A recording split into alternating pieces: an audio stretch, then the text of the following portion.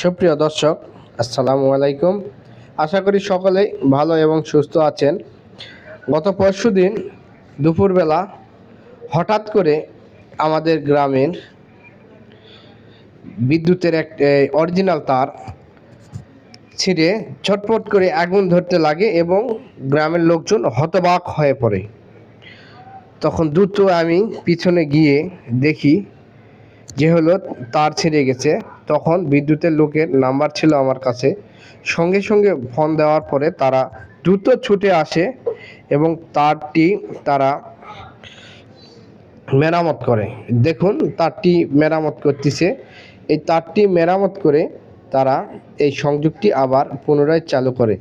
তো আপনাদের সকলের কাছে সকলেই আপনাদের নিকটস্থ বিদ্যুৎ অফিসের নাম্বার সংগ্রহ করে রাখবেন, যাতে দ্রুত আপনারা কোনো ব্যবস্থা গ্রহণ করতে পারেন।